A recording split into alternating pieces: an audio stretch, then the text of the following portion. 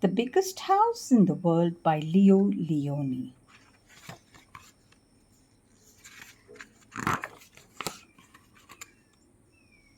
Some snails lived on a juicy cabbage. They moved gently around, carrying their houses from leaf to leaf in search of a tender spot to nibble on. One day, a little snail said to his father, "When I grow up, I want to have the biggest house in the world." "That is silly," said the father, who happened to be the wisest snail on the cabbage. "Some things are better small," and he told the story. "Once upon a time, a little snail, just like you, said to his father, 'When I grow up, I want to have the biggest house in the world.' 'Some things are better small,' said his father. 'Keep your house light and easy to carry on.' But the little snail would not listen, and hidden in the shade of a large cabbage leaf, he twisted and twitched this way and that until he discovered how to make his house grow.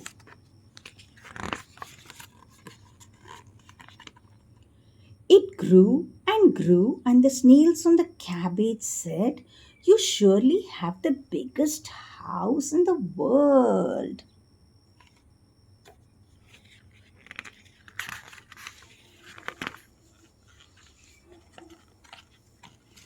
The little snail kept on twisting and twitching until his house was as big as a melon. Then, by moving his tail swiftly from left to right, he learned to grow large pointed bulges.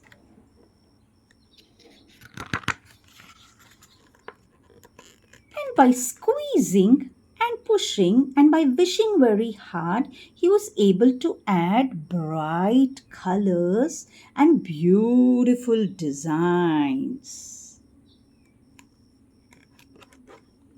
Now he knew that his was the biggest and the most beautiful house in the whole world. He was proud and happy.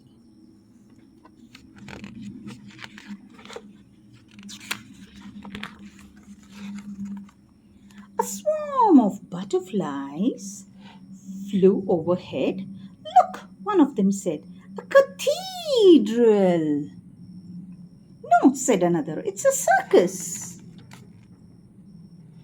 They never guessed that what they were looking at was the house of a snail. And a family of frogs on their way to a distant pond stopped in awe. "Never," they later told some cousins, "never have you seen such an amazing sight.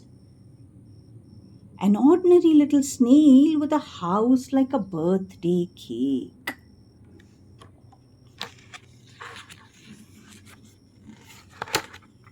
One day, after they had eaten all the leaves and only a few knobby stems were left, the snails moved to another cabbage. But the little snail, alas, could not move, as his house was much too heavy.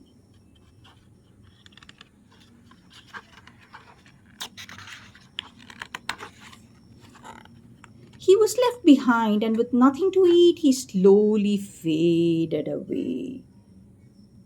Nothing remained but the house, and that too, little by little, crumpled until nothing remained at all.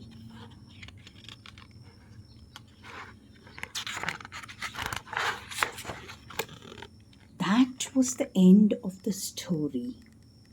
The little snail was almost in tears. But then he remembered his own house. "I shall keep it small," he thought, "and when I grow up, I shall go wherever I please."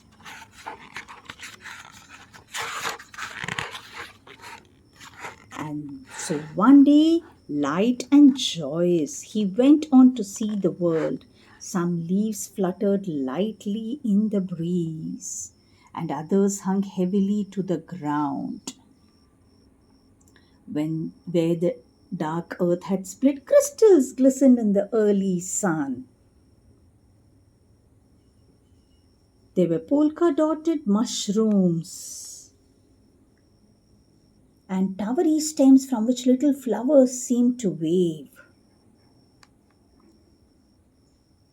There was a pine cone lying in the lacy shade of the ferns, and pebbles in a nest of soft sand, smooth and round, like the eggs of turtle dove. Lichen clung to the rocks and bark to the trees. Tender buds were sweet and cool with morning dew.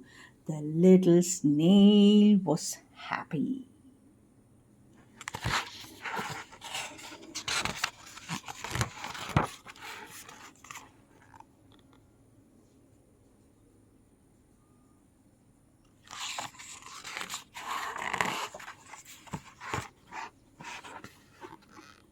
The seasons came and went, but the snail never forgot the story his father had told him. And when someone asked, "How come you have such a small house?" he would tell the story of the biggest house in the world.